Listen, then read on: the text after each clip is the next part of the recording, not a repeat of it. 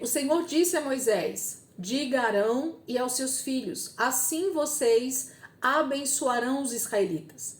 O Senhor te abençoe e te guarde. O Senhor faça resplandecer o seu rosto sobre ti e te conceda graça. O Senhor volte para ti o seu rosto e te dê paz. Assim eles invocarão o meu nome sobre os israelitas e eu os abençoarei. Então, capítulo 6 termina com uma oração, uma bênção, né? Uma forma com que os sacerdotes deveriam sempre falar com o povo, liberar sobre o povo, sempre que eles estivessem juntos, sempre que eles estivessem reunidos. Essa era a palavra que Deus desejava que os sacerdotes liberassem sobre o seu povo Israel, né? E ele então começa no versículo 22 dizendo para Arão, como esse sacerdote, como esse líder que estava sendo levantado sobre Israel, para que ele liberasse sempre essa palavra, abençoando o seu povo Israel. E aí ele diz assim: sempre que vocês estiverem, né, ó, diga a Arão e aos seus filhos. Então, de geração em geração, de sacerdote para sacerdote, sempre que vocês estiverem reunidos, é assim que você vai orar sobre o meu povo, Arão. É assim que todo sacerdote vai orar sobre o meu povo. Versículo 24: o Senhor te abençoe e te guarde. O Senhor faça resplandecer o seu rosto sobre ti e te conceda graça. O Senhor volte para ti o seu rosto e te dê paz. Dentro desses três versículos, 24, 25 e 26, existe tanta riqueza. Deus está literalmente liberando uma palavra de bênção que ele mesmo determinou sobre o seu povo. Então ele está pedindo para o sacerdote, todas as vezes que estiverem juntos, ele liberar isso para que Israel se lembre quem é o Senhor sobre a vida deles. Então ele diz assim: o Senhor, eu falando, né? Eu sacerdote falando, o Senhor te abençoe e te guarde. Então eu até tenho aprendido isso e a gente precisa começar a pôr em prática isso, né? A gente tem o costume, por causa dessa bênção sacerdotal, de sempre que a gente vai falar com uma pessoa ou liberar, a gente diz assim: Deus abençoe. Não é assim que a gente fala? A gente libera sempre essa palavra sobre a pessoa, né? Quando a pessoa faz algo para nós, Deus abençoe, Deus te guarde, né? A gente sempre libera essa palavra. Mas o Senhor estava falando isso aqui para os sacerdotes porque eles não tinham ainda esse novo nascimento, essa nova posição em Deus, né? Em Cristo, eles não estavam ainda vivos espiritualmente. A gente precisa aprender a liberar a nossa palavra de bênção sobre a vida da pessoa. Então, cada vez que você for falar com alguém, Deus te abençoe, você pode liberar a bênção de eu te abençoo. Eu dirijo uma palavra de bênção sobre aquela pessoa, sobre o filho, né? Filho, eu te abençoo em nome de Jesus. Por quê? Porque a bênção, ela está sobre nós. Quando Deus falou para Abraão que a partir dele as nações da terra seriam abençoados, ele está falando sobre algo que já está sobre a vida de Abraão. Não iria estar futuramente. Não, Deus já estava liberando a bênção a partir daquele momento. Então, em Cristo, nós nos tornamos essa bênção que Abraão também foi, que ele recebeu. Então, a gente precisa usar muito mais a palavra de bênção liberada através de nós mesmos. Eu te abençoo. Eu libero a bênção sobre o filho, sobre a filha, sobre o marido, sobre o amigo, sobre um parente, sobre alguém que eu desejo que realmente seja abençoado. Então, liberar a nossa palavra profética de bênção sobre uma pessoa faz com que a autoridade que Deus tem me dado, a autoridade que o Senhor tem investido na minha vida, eu possa então falar, né, dessa bênção do Senhor sobre a vida de uma outra pessoa.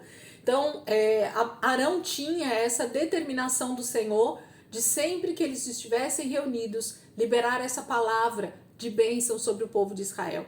Deus iria os abençoar e os guardar. E a segunda parte, ela é muito importante. O Senhor faça resplandecer o seu rosto sobre ti. Gente, o que é isso?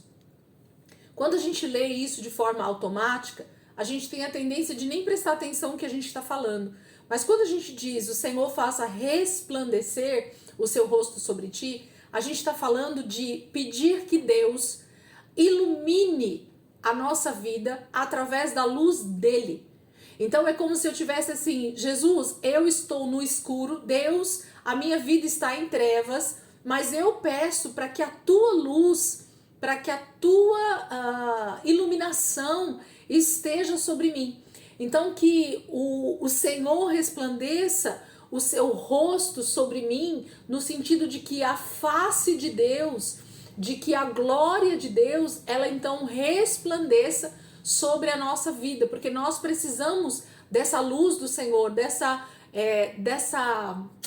iluminação realmente sobre nós. Por quê? Porque outrora nós estávamos em trevas.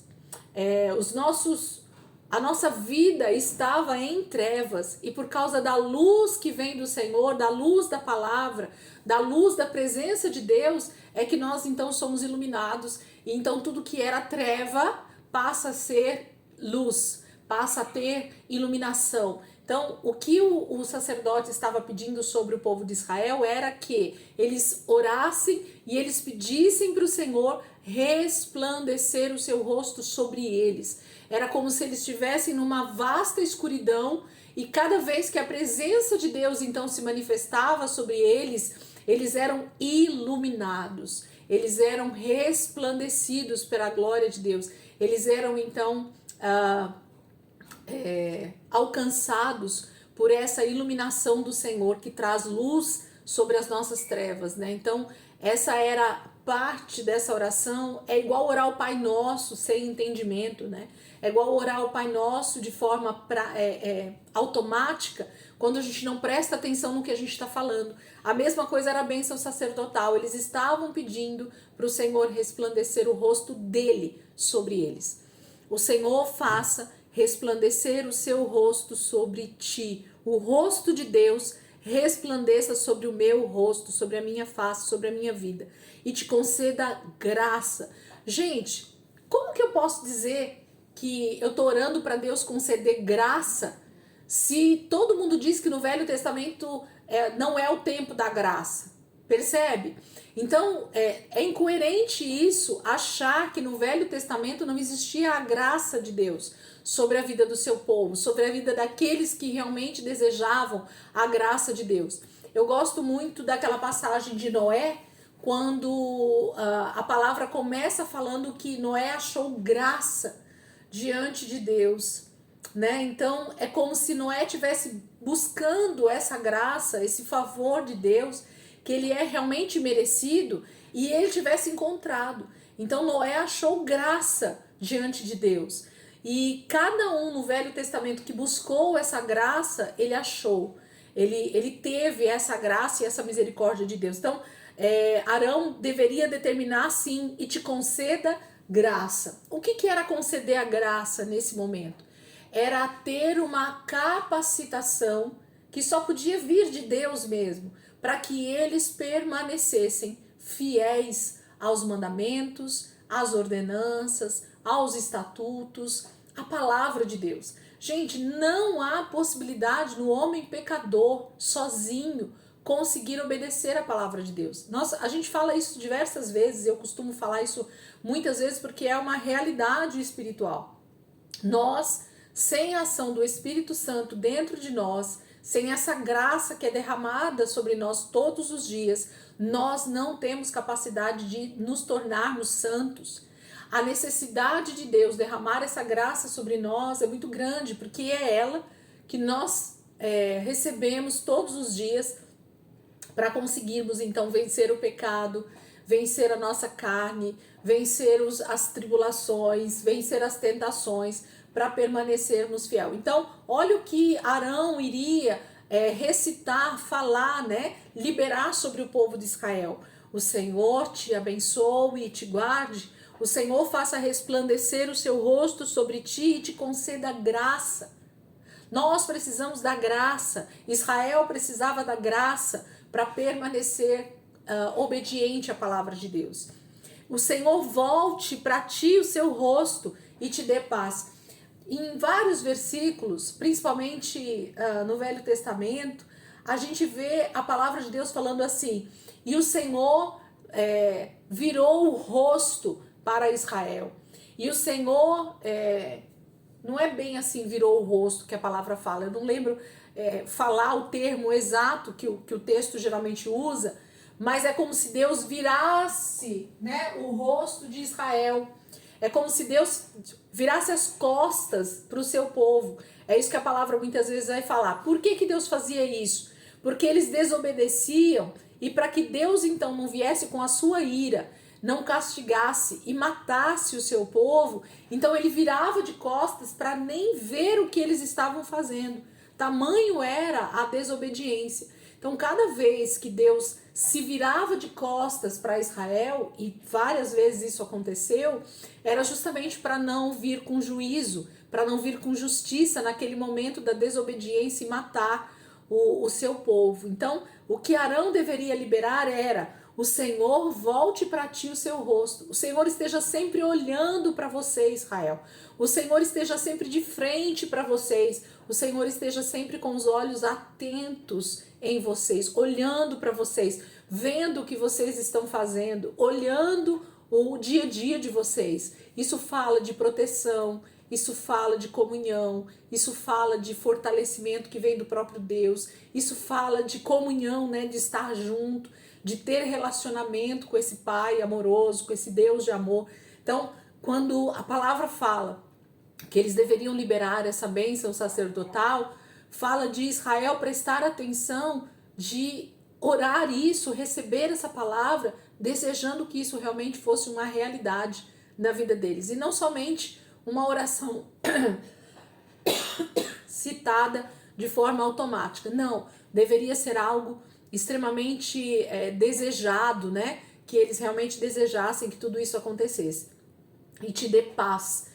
Essa paz que o finalzinho da oração da bênção sacerdotal libera, tá falando dessa paz que excede todo o entendimento, da paz que não vem do mundo, mas que vem somente de Deus, que mesmo diante das circunstâncias externas, de um mundo caído, de tudo isso que nós vivemos por causa da corrupção do pecado, há uma paz que está dentro de cada um dos filhos de Deus, que faz a gente acreditar, crer. A palavra certa é crer. Faz a gente crer em cada uma das promessas, em cada uma das palavras que Deus libera sobre nós como seu povo. Não era diferente para Israel. Israel vivia em meio a guerras travadas, literalmente, guerras civis entre os seus inimigos, que nada mais é do que os inimigos de Deus, mas também guerras espirituais, onde eles sabiam que eles estavam sendo marcados pelo próprio Deus como a nação escolhida e que isso traria muita consequência. Nós vemos isso há mais de 5.000 anos, né?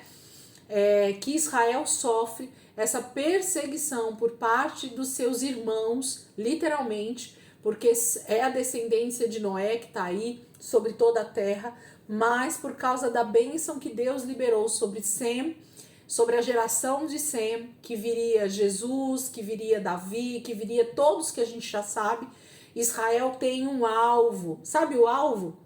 Aquele alvo onde se atira as flechas. Parece que Israel tem isso o tempo todo para todas as outras nações. Tem sempre alguém atacando Israel, atacando o povo de Deus. Por quê? Porque existe uma marca profunda do próprio Deus sobre a vida daquele povo.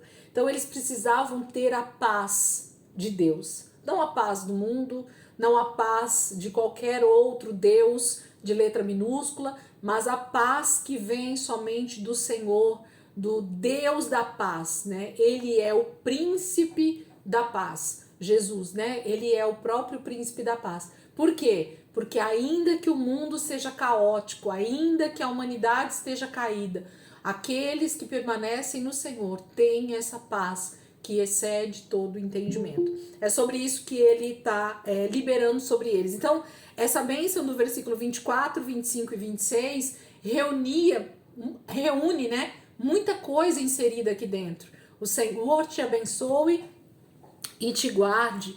O Senhor faça resplandecer o seu rosto sobre ti e te conceda graça. O Senhor volte para ti o seu rosto e te dê paz.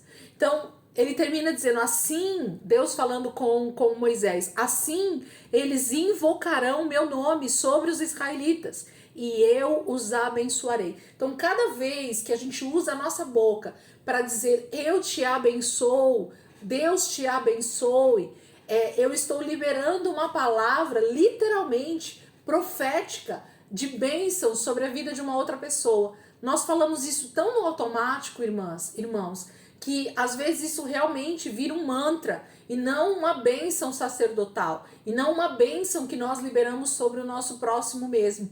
A gente passa isso tão no automático que eu nem acredito muitas vezes no que eu estou dizendo, abençoando, ou eu estou liberando a bênção de Deus sobre alguém que é totalmente contrário à palavra de Deus. Você libera isso sobre qualquer pessoa, sendo que na verdade não deveria ser assim, né? Pode falar, Dai.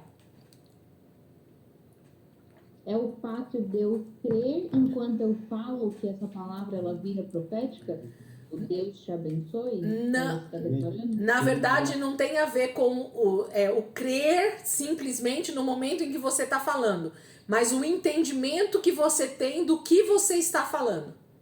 Então saber quem é Deus e para quem eu estou liberando isso, entendeu? Se essa pessoa também tem esse entendimento ou não. Porque é isso que eu tô falando, se não vira somente um mantra, né? Algo que eu libero igual bom dia, boa tarde, boa noite. E não é isso, a palavra de Deus nunca foi isso, né? A palavra de Deus sempre foi algo extremamente profético. Então qualquer coisa que eu fale em nome de Deus, existe primeiro uma fé que precisa ser estabelecida ali, liberada mesmo, né? Senão fica só algo, uma palavra vã repetida, né? E não realmente uma bênção sacerdotal. Uma curiosidade aqui, e depois se vocês quiserem, vocês podem até consultar aí. Essa bênção sacerdotal, ela era tão séria a partir desse momento, liberada pelos sacerdotes, e Israel tinha tanta reverência a respeito dessa bênção que estava sendo liberada sobre eles, que a maioria dos israelitas, eles cobriam a cabeça para receber essa bênção. Isso até os dias de hoje, tá? Se você vê uma reunião aí de alguma sinagoga, ou se você vê alguma reunião de judeus, você vai perceber que eles estão sempre com o talit sobre a cabeça, né? Eles estão sempre com aquela manta sobre a cabeça deles, principalmente quando essa bênção é liberada lá em Israel ou em qualquer sinagoga, diante de tamanha reverência que eles têm dessa bênção que é liberada sobre eles, da bênção de Deus, né, que é liberada sobre eles.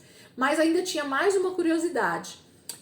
Nas tradições de Israel, que não está aqui dentro da palavra, mas isso eles fazem até os dias de hoje, diz que Deus deu um símbolo, deu uma maneira, né, do sacerdote liberar essa bênção. E eu acredito que isso não está escrito na palavra de Deus, porque isso realmente diz respeito a Israel, ao povo do Senhor, né? Ao Israel da antiga aliança, ao Israel de Deus mesmo. Por quê? Porque o sacerdote precisava fazer um símbolo com a sua mão. Então, quando ele ia liberar a bênção sobre o povo de Israel, ele fazia um símbolo com a mão. E esse símbolo eu não consigo fazer, gente, porque assim, eu não tenho coordenação motora com a minha mão.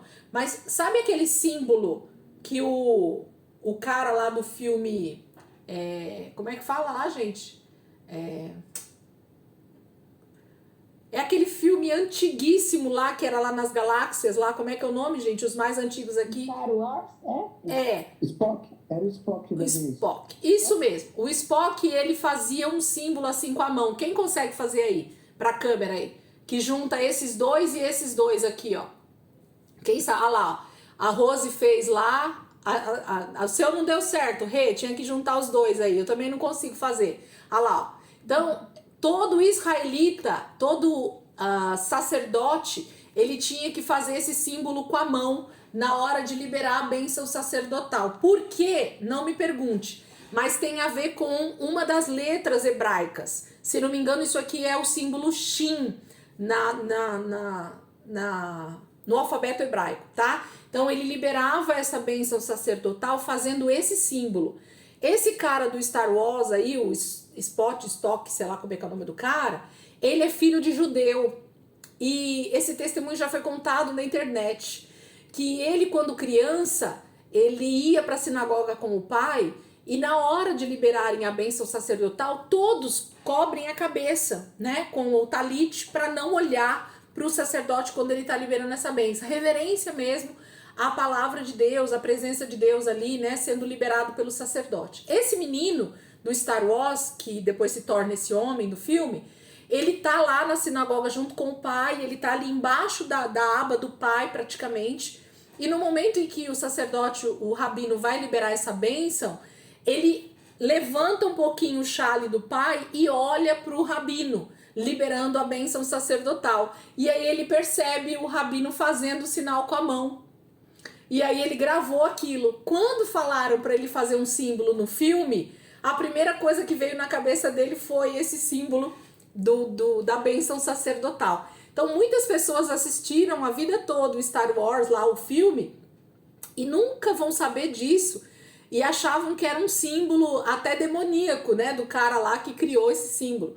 Não, é o símbolo que todo rabino, até os dias de hoje, lá em Israel, eles liberam a bênção sacerdotal de Números 6:22, fazendo esse símbolo com a mão, unindo os dedos lá, que vai dar a letra Shin. Então isso é Jornada nas Estrelas. Obrigada, Marli.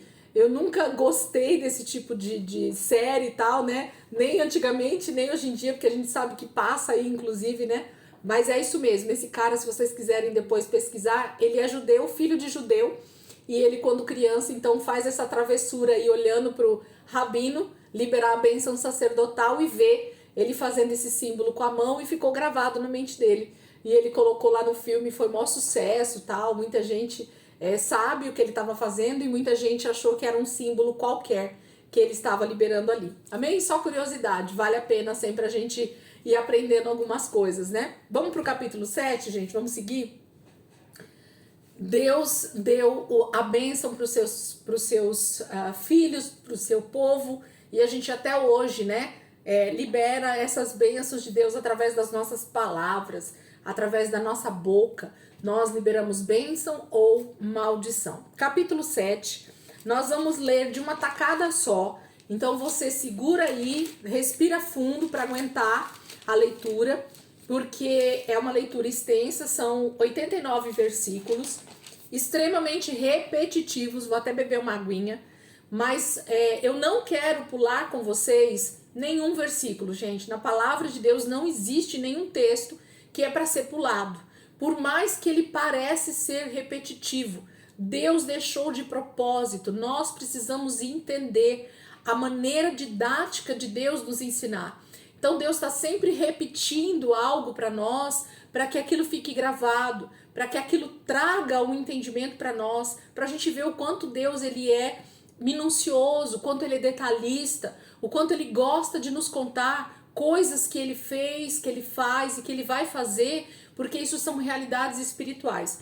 E agora nesse momento a gente vai ver a dedicação do templo mesmo lá. Lembra que eu falei que eles não saíram do Monte Sinai? Eles estão paradinhos lá ainda. Nós já lemos todo o livro de Levítico, entramos aqui no livro de Números e eles não saíram do lugar. Deus não autorizou o seu povo ainda a sair ali do pé do Monte Sinai.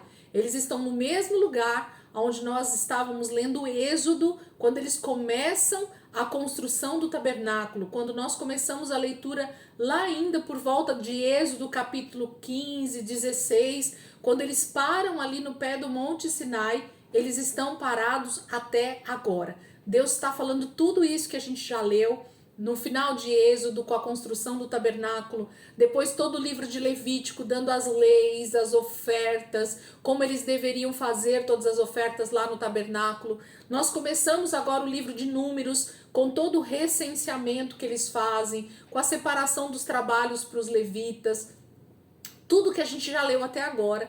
Eles estão exatamente no mesmo lugar que eles estavam há um ano atrás. Então aqui passou-se exatamente 1 ano e 1 mês se não me engano, ou um ano certinho, a gente vai ver aqui. E eles estão acampados ali e Deus continua ensinando para eles como é que eles devem se comportar, o que eles devem fazer para continuar a sua jornada pelo deserto até a terra prometida. E junto com isso, todo essa questão do tabernáculo, né? Dessa presença de Deus que está ali no meio do seu povo agora, constantemente. Vamos lá? Capítulo 7. Eu vou falando alguns pontos para vocês já irem ou grifando ou só colocando aí um asterisco para a gente depois ir voltando. Oi, fala aí. A minha Bíblia visual não tem os versículos. Ela simplesmente deu um resumo, né? Ela chegou na 12, aí ele pôs 12-83 e continua do 83 em... Porque do 12 ao 83 é o mesmo texto repetido de acordo com as tribos, entendeu?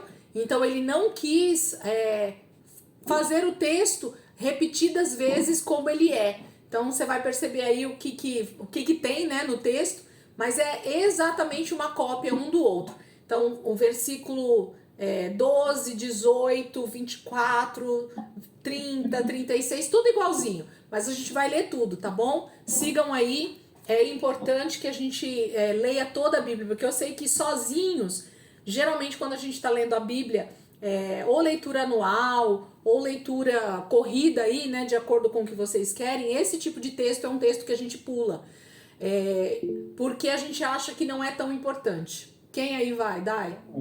A gente lê fazendo assim, ó. É isso mesmo, fingindo que tá lendo, né? É isso mesmo. Dando uma engabelada, né, no negócio. Já vai pulando. Vamos lá, capítulo 7. Quando Moisés acabou de armar o tabernáculo, ele o ungiu e o consagrou, juntamente com todos os seus utensílios. Também ungiu e consagrou o altar com todos os seus utensílios. Então, os líderes de Israel, os chefes das famílias que eram os líderes das tribos, encarregados do recenseamento, apresentaram ofertas, trouxeram as suas dádivas ao Senhor. O que eles trouxeram? 6 carroças cobertas e 12 bois, um boi de cada líder e uma carroça de cada 2 líderes. E as apresentaram diante do tabernáculo. Vou parar aqui já. Então, o que está acontecendo? Êxodo capítulo 40, Deus manda levantar lá o tabernáculo. Eita, hoje vai ser. Deus manda levantar o tabernáculo. Quando eles já levantam ali, Moisés arma o tabernáculo, põe tudo no seu devido lugar. E aí ele unge todo o tabernáculo, como o Senhor mandou lá em Êxodo, a gente leu tudo isso. Consagra tudo ao Senhor. Então, a partir daquele momento, todas as peças, todo o tabernáculo era exclusivamente para o Senhor. Nada daquele lugar seria tirado dali ou seria usado indevidamente para qualquer outra coisa. Quando se fala de consagração, fala-se de separação. É algo exclusivo para aquilo para o qual eu consagrei. Então nós já falamos sobre essa questão da consagração. Eu consagro essa caneta para o Senhor. Então essa caneta não vai poder escrever outra coisa a não ser as coisas de Deus. Se eu colocar essa caneta para escrever qualquer outra coisa que não seja as coisas de Deus, eu estou profanando essa caneta, tá? Então quando eu digo que eu consagro algo para Deus, você está dizendo literalmente que aquilo só pode ser usado para Deus. Elisângela, isso também tem a ver com a minha vida? Quando eu digo que eu sou consagrada para Deus, quando eu canto, né? Senhor, eu consagro a minha vida para ti. Se você está dizendo isso de verdade para Deus, é muito arriscado você dizer isso, porque realmente a sua vida só poderia ser usada para as coisas de Deus, para servir a Deus, para obedecer às ordenanças de Deus. Entendem a questão da consagração? Por isso que Deus separa os levitas, né, para o serviço do tabernáculo. E eles então são consagrados para Deus, porque essa questão da consagração fala de uso exclusivo. Consagro o meu carro para Deus. Consagra não, irmão. Se você consagrar, ele só vai poder andar para as coisas de Deus. Você não vai poder tirar férias com ele e passear para onde você quer. Ele é de Deus, então você tem que usar só para as coisas de Deus. Entendem? A questão que é importante e que às vezes a gente brinca com essas coisas, né? Ah, eu consagrei tal coisa para Deus. Cuidado. Versículo 3, ele fala que os mesmos líderes, né, que Moisés separou para ajudar ele no recenseamento, quando eles terminam esse recenseamento, quando eles terminam toda essa obra, esses líderes das tribos então trazem esse presente para o tabernáculo, para os sacerdotes e para os levitas. O que eles trouxeram? Olha que interessante, gente. Se a gente começar a entender a partir daqui o que está acontecendo, vocês vão ver o desenvolvimento de algumas coisas na leitura do Velho Testamento que vai mudar a maneira de vocês olharem para o que Deus está fazendo e para o que o povo está fazendo. Olha o que eles trazem de presentes aqui no versículo 3. Trouxeram as suas dádivas ao Senhor. Eles deram presentes, dádivas. O que eram as suas dádivas? 6 carroças cobertas e 12 bois. Então, 6 carroças, se você quiser aí já anotar ou circular aí, já deixa aí anotado que isso vai fazer diferença lá na frente quando a gente tiver em outras leituras. 6 carroças cobertas e 12 bois. Um boi de cada líder e uma carroça de cada 2 líderes. Então, eles se uniram, né, todos esses líderes aqui, cada um deu um boi e cada 2 líderes, né, eles se juntaram de 2 em 2 para dar uma carroça. Provavelmente a carroça era um pouco mais caro para se produzir, para se comprar, então eles juntaram de 2 em 2 e deram lá as 6 carroças. Então trouxeram 6 carroças e 12 bois e entregaram para Arão, para os seus filhos ali no tabernáculo. Versículo 4 em diante, agora eu vou ler completo. E o Senhor disse a Moisés: aceite as ofertas deles para que sejam usadas no trabalho da tenda do encontro. Entregue-as aos levitas, conforme exigir o trabalho de cada homem. Então Deus entra aqui na história e fala para Moisés assim: Moisés, recebe essas ofertas das carroças e dos bois, entrega para os levitas, né, para os coatitas, para os meraritas e para os gersonitas, porque eles vão precisar dessas carroças e desses bois para o trabalho da tenda do encontro, para o tabernáculo. Eles vão precisar dessas carroças e desses bois. Vamos ver como é que isso vai ser utilizado depois. Versículo 6. Então Moisés recebeu as carroças e os bois e os entregou aos levitas. Deu 2 carroças e 4 bois aos gersonitas. Grava aí, gente, ou grifa aí. Deu 2 carroças e 4 bois aos gersonitas. Então, ao clã gersonita ele deu 2 carroças e 4 bois, conforme exigia o trabalho deles, e 4 carroças e 8 bois aos meraritas. Grifa aí também, conforme exigia o trabalho deles. Então, tanto a tribo dos gersonitas quanto a tribo dos meraritas recebeu carroças e bois. Nós vamos ver aqui que o único clã que não recebeu foi o clã dos coatitas. Ele diz assim, ó: estavam todos sob a supervisão de Itamar, filho do sacerdote Arão. Versículo 9. Mas aos coatitas Moisés não deu nada, pois eles deveriam carregar nos ombros os objetos sagrados pelos quais eram responsáveis. Perceberam aqui já um detalhe importantíssimo, primordial, para a gente entender a responsabilidade de um sacerdote, a responsabilidade de cada clã, de cada tribo aqui dos levitas, né? Então, os gersonitas e os meraritas, eles eram responsáveis pela parte externa do tabernáculo. Se vocês lembram da leitura que nós fizemos lá de cada utensílio que eles tinham que carregar, qual era a responsabilidade deles na hora de desmontar e montar o tabernáculo, a gente vai ver que tanto os gersonitas quanto os meraritas, eles tinham a parte externa do tabernáculo para carregar. Então, tudo que era visível no tabernáculo era de responsabilidade desses dois clãs. Os coatitas, eles eram responsáveis de carregar toda a parte interna do tabernáculo, que era a arca, era o candelabro, era a mesa dos pães, era o altar de incenso. Então, toda a parte interna do tabernáculo jamais deveria ser carregada pelas carroças ou por bois, mas essas peças deveriam ser carregadas nos ombros dos coatitas.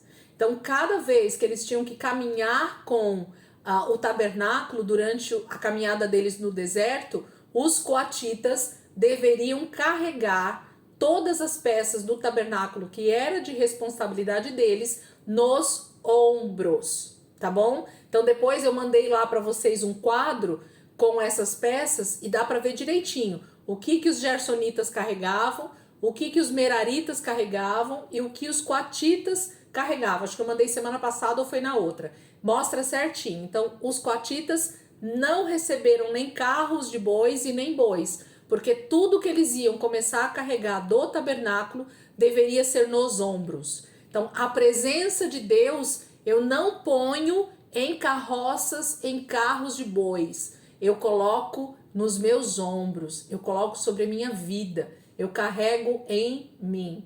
Olha só, tá? Algo muito importante aí. Versículo 10.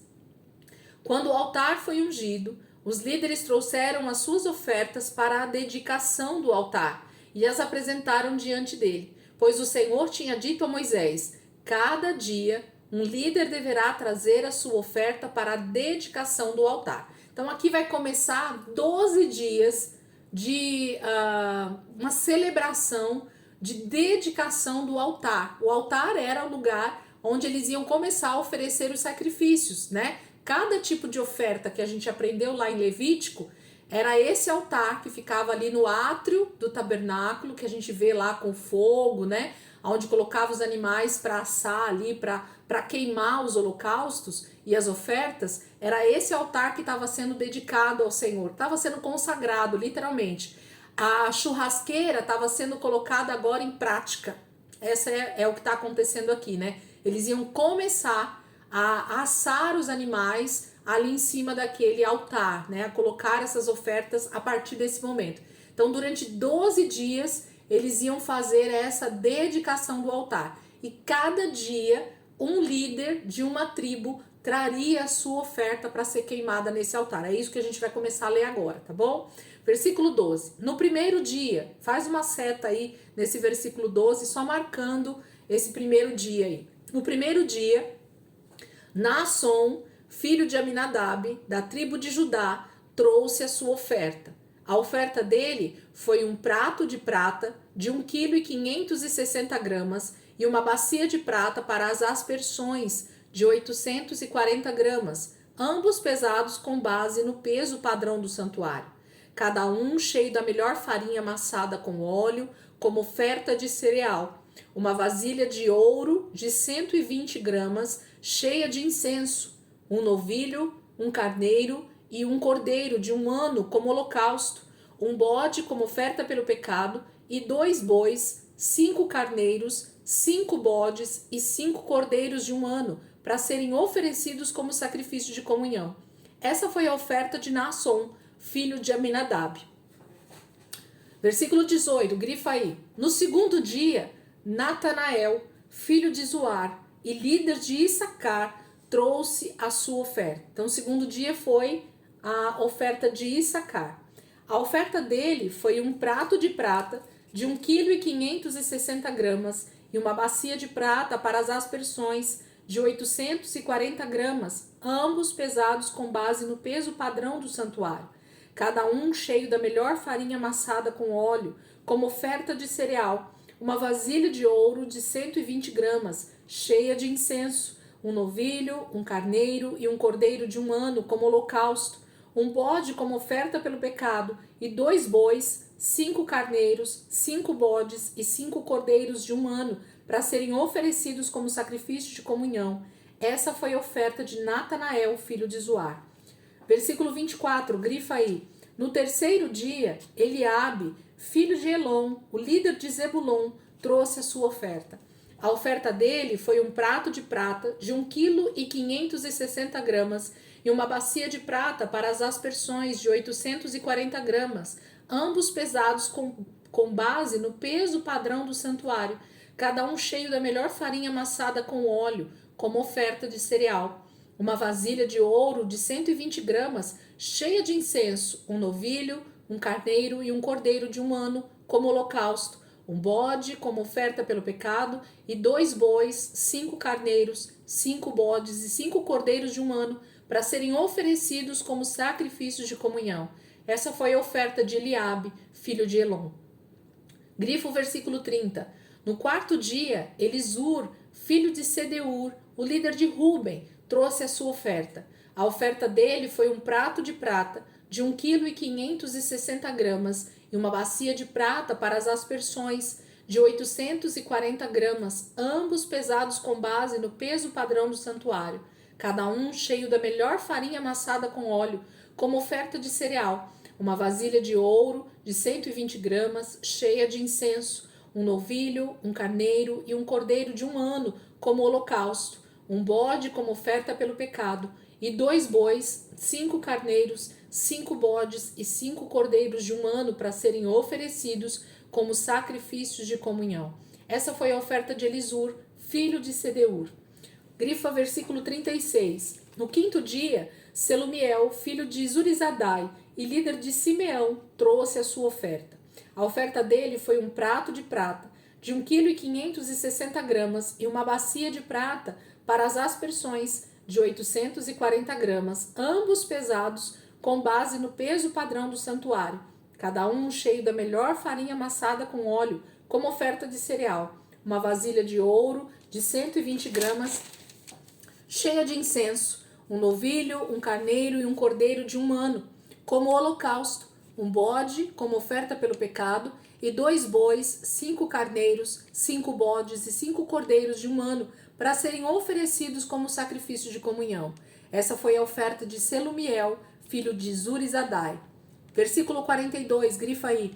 No sexto dia, Eliasaf, filho de Deuel, e líder de Gade, trouxe a sua oferta.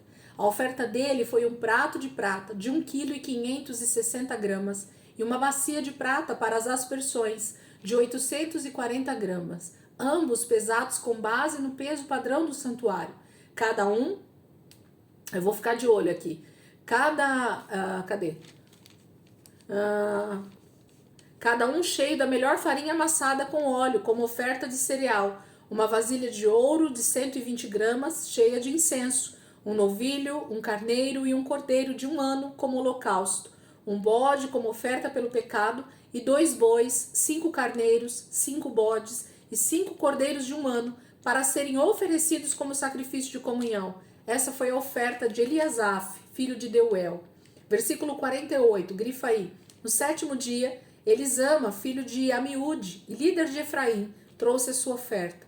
A oferta dele foi um prato de prata de 1,560 kg e uma bacia de prata para as aspersões de 840 gramas, ambos pesados com base no peso padrão do santuário, cada um cheio da melhor farinha amassada com óleo, como oferta de cereal, uma vasilha de ouro de 120 gramas, cheia de incenso, um novilho, um carneiro e um cordeiro de 1 ano como holocausto, um bode como oferta pelo pecado, e 2 bois, 5 carneiros, 5 bodes e 5 cordeiros de 1 ano, para serem oferecidos como sacrifício de comunhão.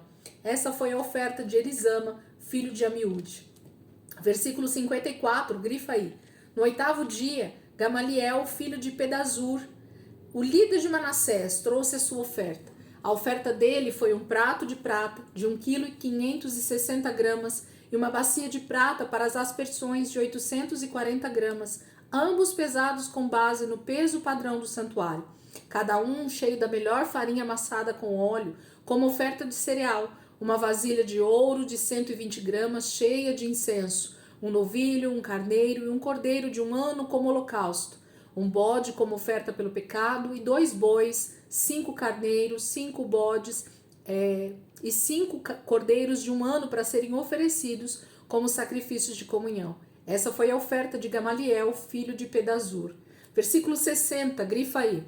No 9º dia, Abidã, filho de Gideone, o líder de Benjamim, trouxe a sua oferta. A oferta dele foi um prato de prata de 1,560 kg e uma bacia de prata para as aspersões de 840 gramas, ambos pesados com base no peso padrão do santuário, cada um cheio da melhor farinha amassada com óleo, como oferta de cereal, uma vasilha de ouro de 120 gramas cheia de incenso, um novilho, um carneiro e um cordeiro de 1 ano como holocausto, um bode como oferta pelo pecado, e 2 bois, 5 carneiros, 5 bodes, 5 cordeiros de 1 ano para serem oferecidos como sacrifício de comunhão.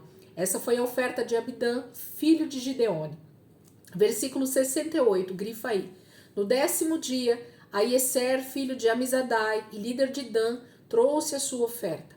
A oferta dele foi um prato de prata de 1,560 kg e uma bacia de prata para as aspersões de 840 gramas, ambos pesados com base no peso padrão do santuário, cada um cheio da melhor farinha amassada com óleo, como oferta de cereal, uma vasilha de ouro de 120 gramas cheia de incenso, um novilho, um carneiro e um cordeiro de 1 ano como holocausto, um bode como oferta pelo pecado, e 2 bois, 5 carneiros, 5 bodes e 5 cordeiros de 1 ano para serem oferecidos como sacrifício de comunhão. Essa foi a oferta de Aieser, filho de Amizadai. Versículo 72. Eu vou fechar, voltem comigo, que a gente continua aqui no 72.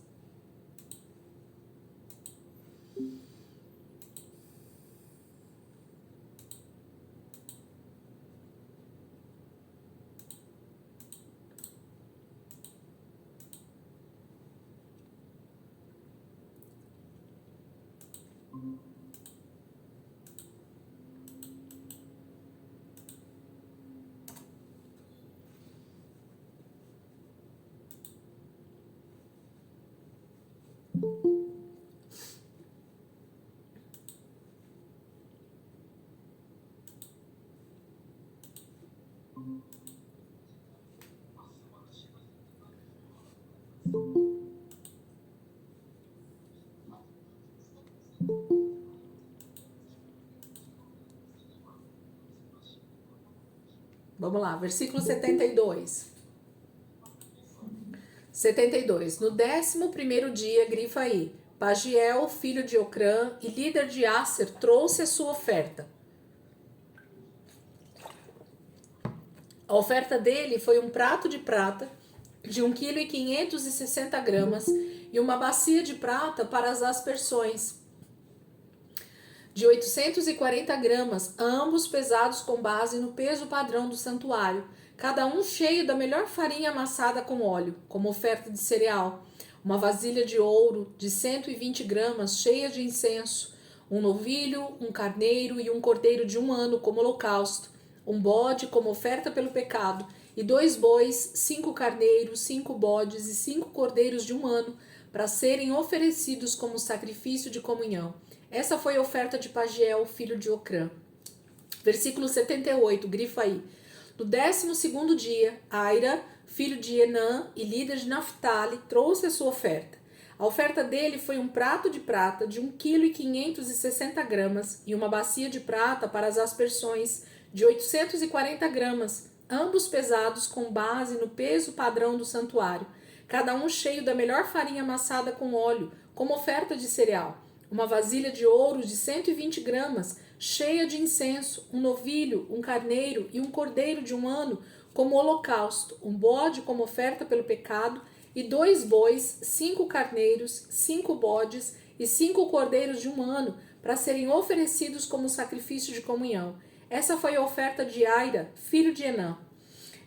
Essas foram as ofertas dos líderes israelitas para a dedicação do altar quando este foi ungido.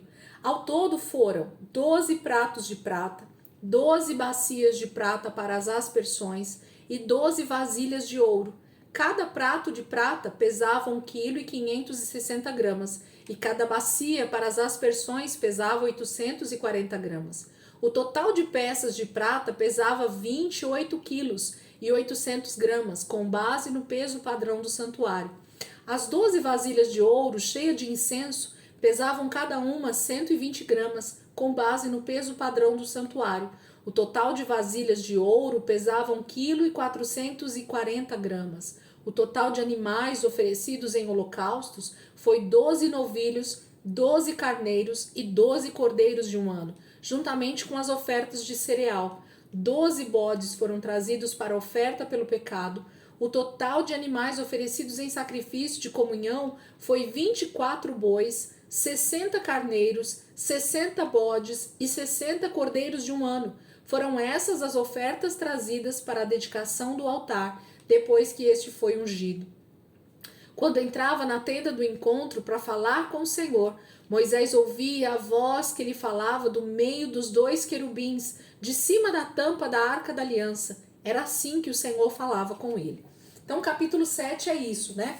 Eu falo que eu não pulo, eu me nego a deixar de ler, porque eu falo, Senhor, por que o Senhor deixou esse texto como ele está aqui? Por que o Senhor decidiu repetir, né? Exatamente como a gente tem lido aqui e parece ser extremamente repetitivo. Porque, na verdade, Deus tem uma preocupação especial com cada um dos líderes. Deus não ia deixar falhar a comunicação ou a escrita de cada ofertante, de cada um dos líderes de Israel. Não falhou nenhum, não falhou tribo alguma, nenhum deles deixou de levar as suas ofertas específicas que o Senhor havia pedido para aquela ocasião da dedicação do altar. Isso mostra uma unidade das 12 tribos. Isso fala de um momento em que o Senhor foi totalmente o centro dessas 12 tribos de Israel. Foi um momento específico de total devoção deles para com a construção do tabernáculo e para com a dedicação desse local, onde a partir daquele momento eles estariam com a presença de Deus o tempo inteiro, constante com eles. Deus falaria com o seu povo através daquele lugar. Deus tinha prazer de estar no meio deles, debaixo de toda essa organização. Gente, Deus é metódico, não no sentido pejorativo, mas no sentido de excelência.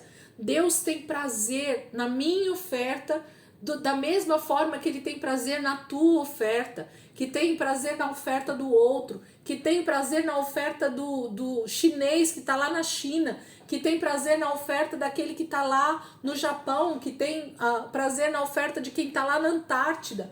Percebe que Deus tem prazer com qualquer um dos seus filhos e Ele demonstra isso de maneira extremamente clara e objetiva. Cada uma das tribos de Israel tinha a mesma oferta a ser levada para a dedicação do tabernáculo naquele momento. E eles fazem isso de maneira organizada.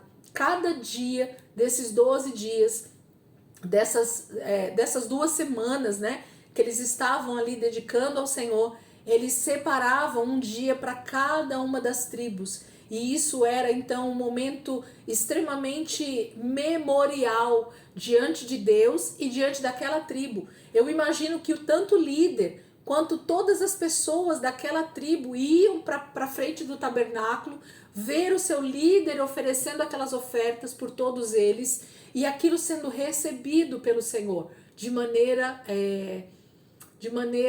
poderosa, né? Deus recebia cada uma daquelas ofertas.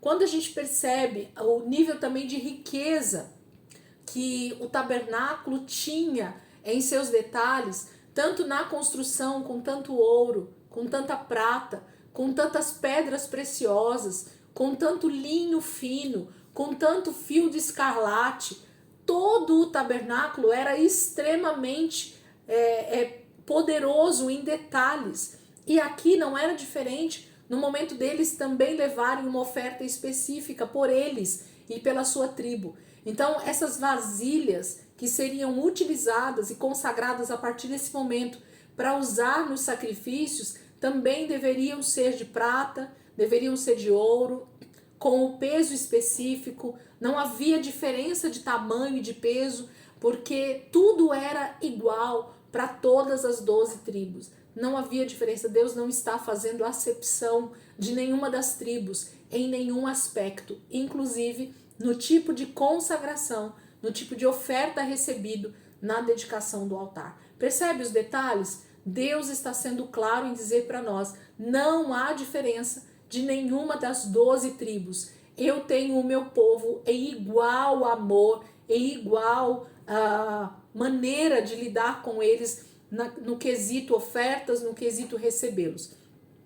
Então, durante esses 12 dias, cada um desses líderes levava essas ofertas, ofereciam esses sacrifícios, cada um a seu tempo, e esses levitas e sacerdotes, então, eram responsáveis de matar esses animais, sacrificá-los, separar cada tipo de animal, cada tipo de oferta que estava sendo colocada ali, gente. A gente percebe que tinha holocausto, oferta de comunhão, oferta pelo pecado, oferta de cereal. Se você pegar o livro de Levítico, lá os 3, 4 primeiros capítulos, você vai ver que cada uma dessas ofertas aqui que a gente leu agora, não só eram específicas de maneira ritualística, como existia uma forma de ser oferecido. Então lembra que eu falei para vocês que parece pouco o trabalho que os levitas faziam no tabernáculo, mas aqui já demonstra para nós durante 12 dias a quantidade de animais que foram sacrificados,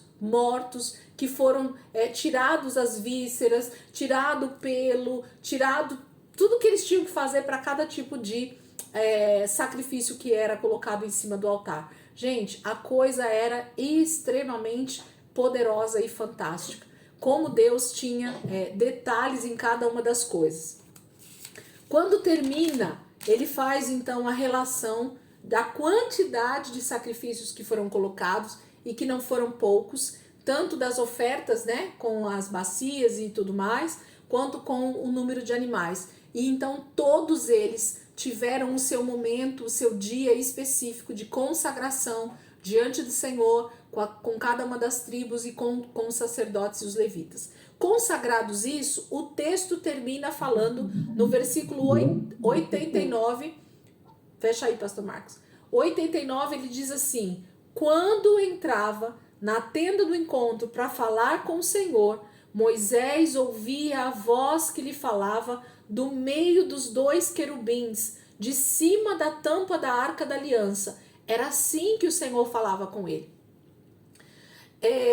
A Arca da Aliança ficava onde, gente? No Santo dos Santos, na terceira parte do tabernáculo, certo? Além disso, existia então somente no Santo dos Santos a Arca da Aliança, que era a caixa, né? Que a gente sabe que é a arca mesmo, e essa tampa de cima, ela é chamada de propiciatório. Lá no Êxodo, essa é a palavra que é usada. Propiciatório. Esse é o nome da tampa que tampava a Arca da Aliança. Em cima desse propiciatório foram colocados 2 querubins de ouro puro. Aliás, a tampa era de ouro puro. A arca era de madeira revestida de ouro. Porém, a tampa era de ouro puro e os querubins eram de ouro puro também, batidos, né? Não tinham feito. A palavra está dizendo aqui para nós que Deus falava com Moisés de onde? Vamos ler de novo, versículo 89. Quando entrava na tenda do encontro para falar com o Senhor, Moisés ouvia a voz que lhe falava do meio dos 2 querubins. A voz do Senhor saía do meio dos 2 querubins. O que é que tinha no meio dos 2 querubins, gente?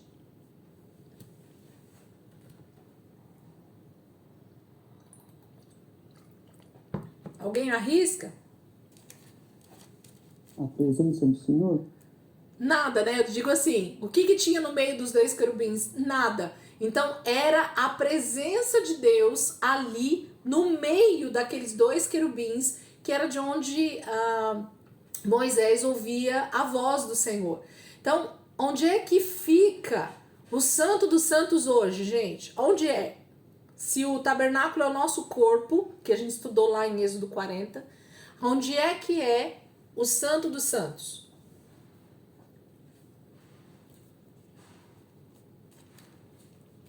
Coração? Não, tá perto. O átrio é o que, gente? O átrio, a parte de fora. Qual é a representação do átrio? O nosso corpo, certo? Lembra? Nosso corpo é o átrio, a parte externa, aquilo que se toca, aquilo que as pessoas tocam, aquilo que a gente vê, aquilo que todo mundo pode ver, é o nosso corpo. O que é o lugar santo? O lugar onde está o candelabro, o lugar onde está o pão da presença, o lugar onde está o altar de incenso, né? Onde o sacerdote tinha que entrar ali com o incenso e colocar e trocar o óleo da lâmpada. O lugar santo, a representação dele é a nossa alma. É o lugar onde os nossos sentimentos, as nossas emoções, elas precisam ser iluminadas pela presença de Deus para que a gente possa ter, então, bons pensamentos, boas emoções, bons, né, maneira de pensar, de agir, tá tudo ligado com as nossas emoções, com a nossa alma. Então, o lugar santo, aonde somente o sacerdote entrava, era o lugar santo, onde o candelabro estava, onde a mesa estava, é a nossa alma. Só quem acessa lá somos nós. Só quem tem acesso a esse lugar é também a presença de Deus, o próprio Espírito Santo agindo em nós, nas nossas emoções, nos nossos sentimentos, naquilo que a gente pensa, naquilo que a gente medita, naquilo que a gente sente no nosso dia a dia. Ninguém acessa esse lugar. Esse lugar é escuro, somente a presença de Deus, né? Realmente o óleo da presença do Espírito no candelabro, que é a presença de Deus dentro de nós, é que consegue iluminar o lugar santo. Porém, o Santo dos Santos, a representação dele é o nosso espírito, aonde a presença de Deus realmente está. Então, se a palavra de Deus está falando aqui para nós, que Deus falava com Moisés quando ele estava na tenda do encontro, do meio dos dois querubins, que eu já falei para vocês que era um lugar vazio, não tinha nada ali no meio dos dois querubins, era um vazio, né? Era um lugar vazio ali em cima da tampa. Era dali que Deus falava com Moisés. Isso significa mais uma vez para nós de que Deus fala conosco no nosso espírito. Então a gente não pode querer ouvir a voz de Deus na nossa alma, com as nossas emoções, com o nosso, como a Rê falou, com o nosso coração é enganoso, gente. Deus é espírito e ele vai falar conosco no nosso espírito. Por isso que para ouvir Deus eu preciso estar vivo espiritualmente. Ninguém que está morto espiritualmente, que não tem o espírito dentro de si, vivificado pelo novo nascimento na água e no espírito, vai poder ouvir Deus. Por quê? Porque não há essa conexão. Deus não fala no lugar santo. Deus não fala no átrio. Deus fala no Santo dos Santos, de cima da tampa do propiciatório, no meio dos querubins. Então eu preciso acessar esse lugar mais profundo para que Deus possa falar comigo. Então nada que for superficial na minha vida vai ser Deus falando comigo. Na minha alma, no meu intelecto, nas minhas emoções, tudo se confunde. Por quê? Porque Deus é espírito e ele só vai falar comigo quando essa conexão for de espírito para espírito. Deus está no lugar mais profundo da nossa vida, que é no Santo dos Santos. Então nós precisamos desejar esse relacionamento, acessar esse lugar de intimidade com Deus, porque é ali que o Espírito Santo, o próprio Deus, vai falar conosco cada vez que a gente entrar para estar com Ele, cada vez que o nosso relacionamento for ainda maior com Ele. Então, Deus não falava lá fora, no átrio, com Moisés. Deus não falava no lugar santo, quando eles acessavam ali para trocar as lâmpadas. Deus falava quando eles acessavam o Santo dos Santos. Quando Moisés entrava ali, era dali que Deus falava com ele. Amém? Então, só para a gente entender que essa presença de Deus, essa fala de Deus, ela tem um lugar para se manifestar. É no Santo dos Santos, É em cima da tampa do propiciatório. É nesse lugar de intimidade, nesse lugar de comunhão, onde só você e Deus. Só você e Deus. Por isso que o louvor, né, da Fernanda Brum fala: aquele que já foi no Santo dos Santos não quer ficar em outro lugar, né? Por quê? Porque quando você realmente consegue ouvir a voz do Senhor, quando você consegue acessar esse lugar de comunhão, quando você consegue discernir a voz de Deus nesse lugar de extrema comunhão, de extrema profundidade, você não tem mais dúvidas. Tem gente que fala assim, ó: como é que eu sei que Deus falou comigo? Então, primeiro, se a pessoa já está perguntando isso, Deus já não falou com ela. Por quê? Porque aquele que acessa esse lugar de comunhão com Deus, onde Deus fala, a pessoa não tem dúvida da voz de Deus. Ok? Então, isso é claro e extremamente objetivo. É nítido. Quem conhece o Santo dos Santos, quem vai para esse lugar para se encontrar com o Senhor e Deus fala com ele ali, a pessoa não tem dúvida. A pessoa sabe que não é a alma, a pessoa sabe que não são seus pensamentos, a pessoa sabe que é Deus quem está falando com ela. Não há dúvidas. Moisés sabia qual era o timbre da voz de Deus. Todo aquele que tem comunhão com o Senhor no Santo dos Santos sabe qual é o timbre da voz de Deus. Amém, irmãs? Amém, irmãos? É assim que funciona. Capítulo 8, para nós seguirmos aqui. Temos aí um tempo. Capítulo 8, vamos seguir? Diz assim: disse também o Senhor a Moisés: diga o seguinte a Arão: quando você preparar as 7 lâmpadas, estas deverão iluminar a área da frente do candelabro. Arão assim fez, dispôs as lâmpadas de modo que estivessem voltadas para a frente do candelabro, como o Senhor tinha ordenado a Moisés. O candelabro foi feito de ouro batido, do pedestal às flores, conforme o modelo que o Senhor tinha mostrado a Moisés. Eu vou parar aqui. Então, o livro de Números está falando de toda essa consagração do tabernáculo que está acontecendo ali, em pleno deserto do Sinai, no pé do monte. E quando ele chega nas lâmpadas do candelabro, ele realça novamente nessa ordenança, essa palavra que a gente estudou lá em Êxodo, mas que a gente pode reforçar aqui novamente. O candelabro ficava, como eu acabei de falar, no lugar santo, na parte do meio, né? Entre o átrio e o Santo dos Santos, ok? Então era ali, naquele lugar onde ficava o candelabro, a mesa dos pães e o altar de incenso. Tenta visualizar isso aí na sua mente para você conseguir entender. Esse lugar do tabernáculo, ele era sem iluminação nenhuma. Era totalmente fechado pelas cortinas que cobriam, que eram algumas, né? Eram várias coberturas que eles tinham e tinha o véu que fechava essa entrada do lugar santo, que acessava o átrio lá fora, onde estava o altar, onde estava a pia, né, de água ali. Então, quando o sacerdote entrava para esse lugar, ele era totalmente escuro, fechado. Pensa uma sala sem janelas. Era isso que era o lugar santo. Então, Deus providencia uma iluminação para esse lugar, para que o sacerdote conseguisse se guiar ali dentro para fazer a oferta, para colocar o incenso no altar de incenso, para trocar os pães, para colocar o próprio óleo nas lâmpadas. Então, para que esse lugar continuasse iluminado todos os dias, gente, presta atenção nesse detalhe, para que esse lugar, o lugar santo, continuasse iluminado todos os dias, eles precisavam ter essa regularidade, essa disciplina diária de trocar, na verdade, de completar, colocar azeite nessas lâmpadas, para que o candelabro continuasse iluminando aquele lugar.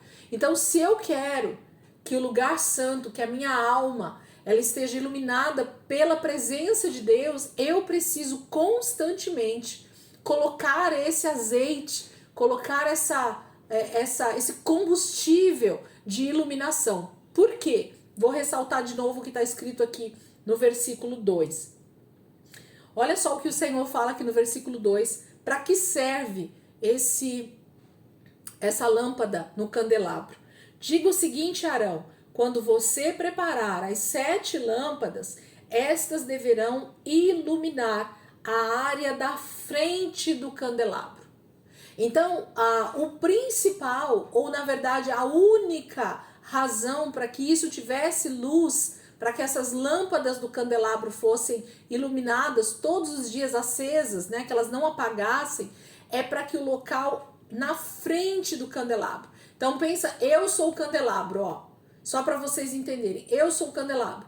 As lâmpadas que estão acesas em mim, nos 7 lugares lá, né, nos 7 braços, as lâmpadas que estão ali, elas servem, elas precisam estar posicionadas de uma maneira que ela ilumine, que o foco de luz seja à frente daquele candelabro. Quem estaria na frente daquele candelabro, gente, diariamente, se não o próprio sacerdote? Percebe? Então, a minha vida, ela precisa ser iluminada por esse candelabro, que é a presença de Deus. Eu preciso constantemente colocar azeite nessas lâmpadas para que isso continue aceso e a minha vida, que estou na frente do candelabro, seja iluminada. E quando eu chegar diante de outras pessoas, é essa iluminação, é essa luz que também vai iluminar na minha frente e as pessoas então serão iluminadas. Percebe? É um replicar de luz, de iluminação. Eu sou iluminada por esse candelabro no momento que eu acesso ali o lugar santo, a minha alma. Então, com a presença de Deus, com esse azeite que vai sendo colocado todos os dias da minha vida, através da palavra, da presença de Deus. Quando eu estou perto de uma outra pessoa, essa iluminação, esse candelabro que está aceso dentro de mim, ele também vai iluminar outra pessoa. Jesus diz que nos evangelhos que se o interior de uma pessoa, se os olhos de uma pessoa forem trevas, todo o seu corpo será trevas. Lembram dessa passagem? Se vocês quiserem, a gente pega. Vamos pegar esse versículo para ler? Eu acho interessantíssimo. Peraí, deixa eu achar aqui o versículo para vocês.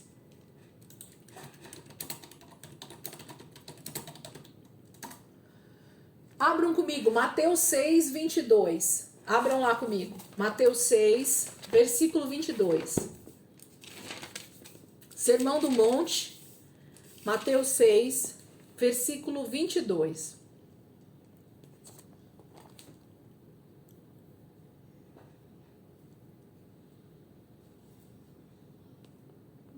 Repete, por favor. Mateus 6, versículo 22. Olha o que a palavra vai dizer para nós. Abram aí.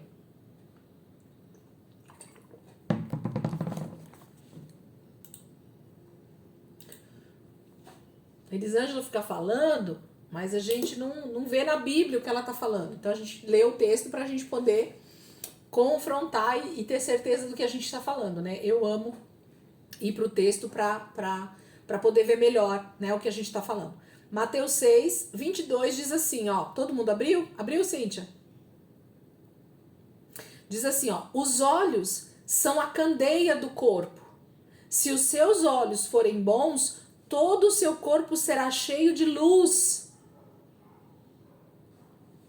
Mas, se os seus olhos forem maus, todo o seu corpo será cheio de trevas. Porque se a luz que está dentro de você são trevas, que tremendas trevas são. Vocês estão vendo? Porque, na verdade, se não há uma iluminação do Espírito constantemente dentro de mim, no momento em que eu vou tentar iluminar outra pessoa, não existe iluminação. Porque a iluminação que está dentro de mim é trevas. Não tem iluminação no meu candelabro. A minha alma, ela não está iluminada pela presença de Deus. A minha alma, ela não está inundada pela luz de Cristo. Então, os meus olhos, ó, o que vai transparecer, o que vai sair de mim, vai ser trevas. Porque não há iluminação dentro do meu corpo. Vamos ler de novo o texto? Se tiver alguma tradução bem diferente, bacana aí, pode abrir o áudio e ler para nós depois, tá? Versículo 22 novamente. Os olhos são a candeia do corpo. Então, os seus olhos são por onde sai luz, por onde sai iluminação. Se os seus olhos forem bons, todo o seu corpo será cheio de luz. Se você olha com o olhar de Cristo, se você olha com o olhar de presença de Deus, se você olha com o olhar do que Deus deseja que você veja, porque a maneira como a gente olha as coisas, a maneira como a gente vê as coisas, é exatamente como nós temos ela dentro da nossa mente ou dentro do nosso coração. Os olhos são a candeia do corpo. Se os seus olhos forem bons, todo o seu corpo será cheio de luz. Mas se os seus olhos forem maus, todo o seu corpo será cheio de trevas. Portanto, se a luz que está dentro de você são trevas, que tremendas trevas são. Tem alguma versão bacana aí para ler para nós? Alguém quer ler? Os nossos olhos são o lugar por onde a luz de Cristo é transferida, é passada. Tudo passa por aqui primeiro, ó. A nossa visão, ela é o lugar talvez de maior importância no nosso corpo. Porque tudo aquilo que eu vejo, eu levo para dentro de mim e aquilo produz então a imagem do que eu tô vendo e aí vão vir os pensamentos, vão vir as sensações. O que a gente sente quando você olha uma barata, gente? Tá vendo? Ó, o olho viu a barata, as sensações não aparecem na hora. E o que a gente sente quando a gente olha um bolo de chocolate muito bom? Quando você vê aquele bolo. Qual é a mesma sensação quando você vê a barata? Não. Por quê? Tá vendo que o olho, ele fixa a imagem e a hora que eu vejo a imagem, o meu cérebro e as minhas emoções, elas são automaticamente ativadas. Percebem? Gente, o nosso olho, ele capta não sei quantas mil cores por segundo. É um negócio assim, sem precedentes.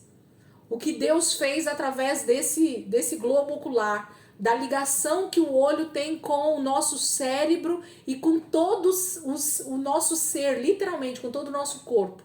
Se vocês quiserem, depois vai para a ciência aí e coloquem lá qual é a função dos olhos no corpo. Vocês vão se espantar com o que os nossos olhos são capazes de fazer com o nosso corpo. Então, a palavra de Deus está dizendo que a nossa alma, nosso interior, que é escuro, que é sombrio, sem a presença de Deus, ele precisa ser iluminado pela presença do Espírito. Ele precisa ser iluminado pela presença de Deus. Por quê? Porque o Espírito já é a parte regenerada, né? Já é onde a presença de Deus está. O que precisa ser ganho quando nós aceitamos Jesus? É a nossa alma. É esse lugar onde as nossas emoções são confusas. É esse lugar onde o nosso antigo homem, ele quer toda hora ficar vivo, né? Então, quando nós estamos mortos espiritualmente, nós só temos a nossa alma e o nosso corpo. Então, nosso espírito está morto.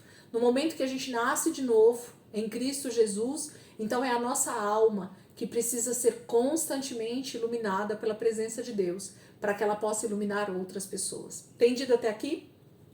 Tudo bem? Me fiz entender? Ok? Então, eu vou parar aqui porque falta 1 minuto, eu não vou me estender. Mas ele termina dizendo, né, versículo 3, Arão assim fez, dispôs as lâmpadas de modo que estivessem voltadas para a frente do candelabro, como o Senhor tinha ordenado a Moisés. O candelabro foi feito de ouro batido, do pedestal às flores, conforme o modelo que o Senhor tinha mostrado a Moisés. O candelabro era a própria presença de Deus ali dentro, né? E a iluminação é essa questão que a gente tem falado aí, que a gente precisa o tempo inteiro pôr lá, né, o azeite para que aquilo permaneça aceso. Só ter a presença de Deus, o candelabro dentro de nós não é suficiente. nós precisamos acender isso com a presença de Deus constantemente iluminando as nossas vidas. Amém, queridos? Vamos orar para a gente terminar? Jesus é maravilhoso. Nós vamos ver a consagração dos levitas semana que vem. E a segunda Páscoa, né? A primeira foi lá no Egito. E agora eles celebram uma nova Páscoa. No capítulo 9, aqui a gente vai ver que tremendo é isso. Quando eles estão um ano depois da saída do Egito, com o tabernáculo pronto, com tudo pronto, tudo consagrado. E agora eles vão celebrar uma nova Páscoa. Na presença de Deus, com a liberdade, né? Sabendo que Deus está ali com eles agora, entendendo um pouco mais dessa presença de Deus. Vamos orar? Jesus,